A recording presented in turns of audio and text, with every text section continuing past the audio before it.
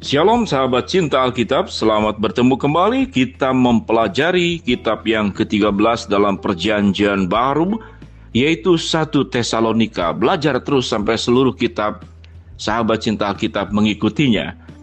Kitab 1 Tesalonika 1 Tesalonika 1 ayat 1 menyatakan Paulus sebagai penulis surat ini, yang kemungkinan besar dibantu Silas dan Timotius. Tanggal penulisan surat ini diperkirakan dituliskan sekitar tahun 50. Tujuan penulisan: di antara jemaat Tesalonika muncul kesalahpahaman mengenai kedatangan Kristus yang kedua kali. Paulus berusaha meluruskan soal ini. Ia juga menulis instruksi tentang petunjuk bagaimana hidup dalam kekudusan.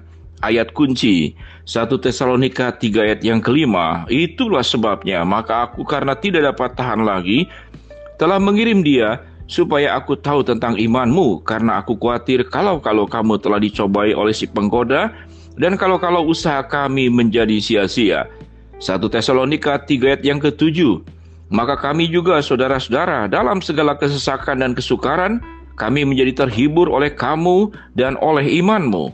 1 Tesalonika 4 ayat 14-17, karena jikalau kita percaya bahwa Yesus telah mati dan telah bangkit, maka kita percaya juga bahwa mereka yang telah meninggal dalam Yesus akan dikumpulkan Allah bersama-sama dengan Dia. Ini kami katakan kepadamu dengan firman Tuhan, kita yang hidup yang masih tinggal sampai kedatangan Tuhan, sekali-kali tidak akan mendahului mereka yang telah meninggal. Sebab pada waktu tanda diberi, yaitu pada waktu penghulu malaikat berseru dan sangkakala Allah berbunyi, maka Tuhan sendiri akan turun dari sorga, dan mereka yang telah mati dalam Kristus akan lebih dahulu bangkit. Sesudah itu, kita yang hidup yang masih tinggal akan diangkat bersama-sama dengan mereka dalam awan menyongsong Tuhan di angkasa. Demikianlah kita akan selama-lamanya bersama-sama dengan Tuhan.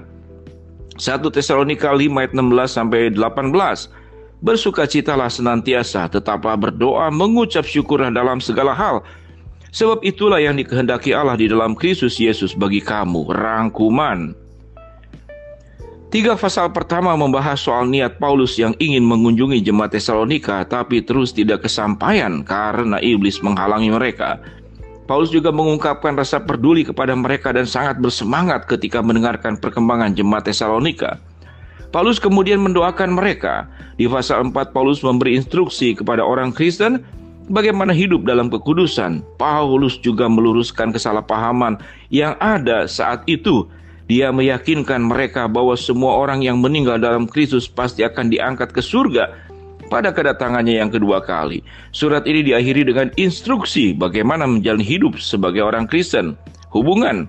Paulus mengingatkan jemaat Tesalonika terkait penganiayaan yang mereka terima dan teman sebangsanya. Orang-orang Yahudi menolak Mesias adalah penganiayaan yang juga dialami nabi-nabi di perjanjian lama. Yesus telah menyatakan kalau Nabi Allah yang sejati akan selalu dibenci oleh orang-orang berdosa kepada jemaat di Kolose. Paulus mengingatkan kembali mengenai kebenaran dari pernyataan ini. Praktek. Isi surat ini bisa diterapkan dalam banyak situasi di kehidupan kita.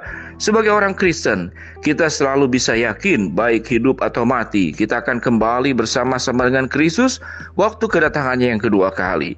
Kita juga diyakinkan kalau kita tidak akan ditimpa murka Allah. Instruksi untuk menjalani hidup sebagai orang Kristen juga diberikan dengan jelas. Demikian sahabat cinta Alkitab, kitab yang ke-13 1 Tesalonika. Ikuti terus kepada kitab yang ke-14, kitab 2 Tesalonika. Shalom.